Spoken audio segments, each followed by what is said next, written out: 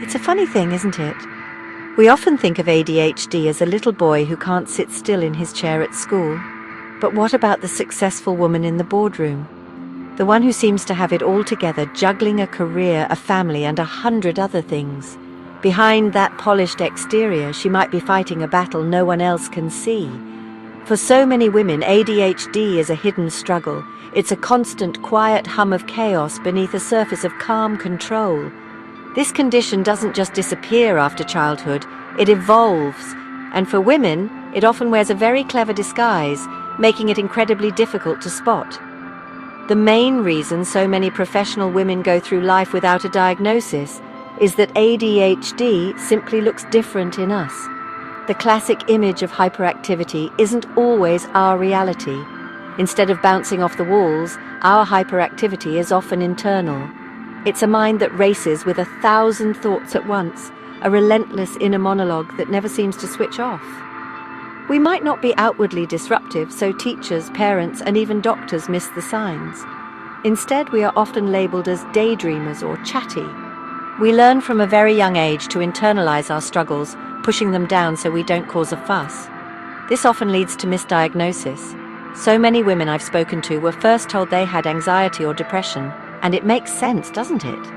When you spend your entire life feeling like you're not quite keeping up, that you have to work twice as hard as everyone else just to stay afloat, it's bound to take a toll on your mental health. The constant feeling of being overwhelmed and the shame of not meeting expectations can easily look like anxiety.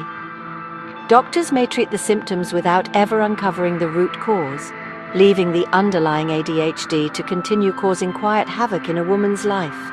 It's a cycle that can go on for decades. A woman might build a successful career, raise a wonderful family, and seem to be thriving. Yet inside, she feels like an imposter, just one mistake away from everything falling apart. She might think her forgetfulness, her disorganization, or her emotional sensitivity are personal failings, flaws in her character. The relief that comes with a diagnosis in later life can be absolutely monumental. It's the moment you realize you're not broken or lazy or incompetent. Your brain just works differently. It's the start of a journey towards understanding and self-compassion. In the professional world, these hidden challenges can become even more pronounced. One of the biggest hurdles is something called masking. This is the enormous effort women with ADHD put into hiding their symptoms to fit in. It's like putting on a performance every single day. You might meticulously plan your conversations, double-check every email for silly mistakes, and force yourself to maintain eye contact in meetings, even when your mind is miles away. This constant performance is utterly exhausting. It drains your energy, leaving you with little left for your actual work, let alone for your family and yourself when you get home at the end of the day. Then there are the executive function challenges, which can be particularly tough in a corporate environment. Executive functions are the management skills of the brain, things like planning, organizing, starting tasks, and managing time. For a woman with ADHD, a simple instruction like, "Can you get that report to me by Friday?" can feel like being asked to climb a mountain. It's not about a lack of ability or intelligence, it's about the brain's wiring making it difficult to break down the task into manageable steps. This can lead to procrastination, missed deadlines, and a desk that looks like a whirlwind has hit it, all of which can be misinterpreted as carelessness. Emotional sensitivity is another piece of the puzzle. Women with ADHD often experience emotions with incredible intensity. A small piece of criticism from a manager can feel like a devastating personal attack, a phenomenon sometimes called rejection-sensitive dysphoria. This isn't being overly dramatic. It's a genuine, painful neurological response. Navigating office politics and feedback can feel like walking through a minefield. This heightened empathy can be a wonderful thing, but it also means we absorb the stress and emotions of our colleagues, which can be incredibly draining and lead to burnout. On top of all this, we have the weight of societal expectations.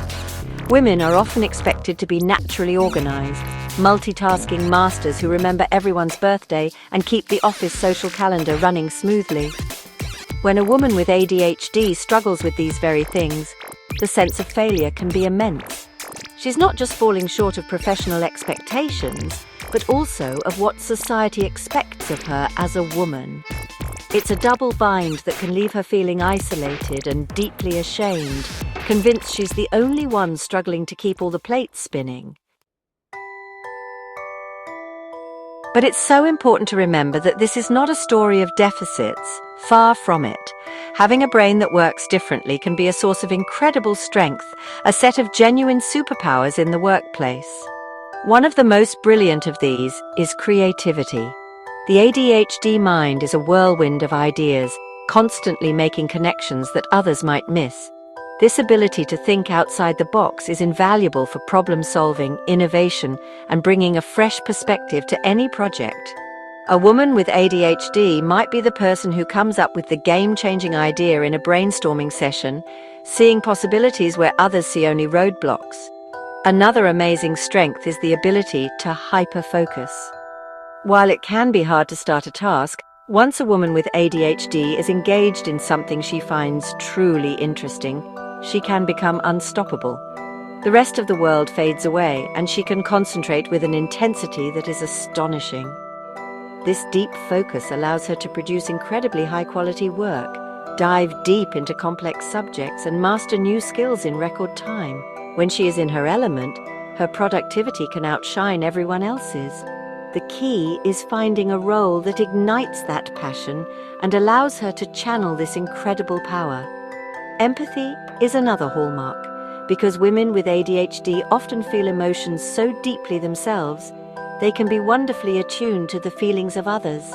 This makes them fantastic colleagues, managers, and friends. They are often the person you turn to when you need a listening ear, the one who notices when a teammate is struggling and offers a kind word. This high level of emotional intelligence can foster a more supportive and collaborative team environment. In leadership roles, this empathy allows them to connect with their teams on a human level, building loyalty and trust in a way that is authentic and powerful. There's also a remarkable resilience that comes from a lifetime of navigating a world not quite built for you. Professional women with ADHD have developed incredible coping mechanisms and problem-solving skills just to get through the day. They are adaptable, resourceful, and have a unique brand of courage. They have faced internal battles and pushed through them, building a strength of character that is truly admirable. This tenacity means they don't give up easily.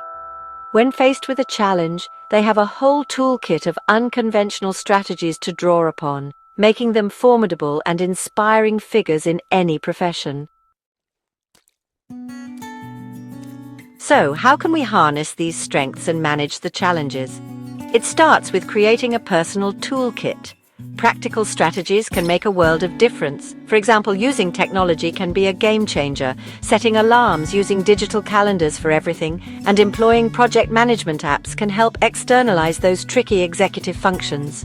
Body doubling, working alongside someone else, even silently, can be brilliant for staying on task. Breaking down large projects into tiny, manageable steps and rewarding yourself for completing them can help overcome procrastination. It's about finding what works for your brain, not forcing it to work like someone else's. Workplaces also have a huge role to play in helping women with ADHD thrive. Simple accommodations can be transformative. This could mean providing noise-cancelling headphones to help with focus in an open-plan office, or offering flexibility in working hours to align with an individual's most productive times. Allowing for written instructions instead of just verbal ones can aid memory and clarity. Fostering a culture of psychological safety where an employee feels comfortable disclosing her ADHD without fear of judgment is perhaps the most important accommodation of all. It's about creating an environment where neurodiversity is seen as an asset, not a problem to be solved. If any of this is sounding familiar, you might be wondering what to look for.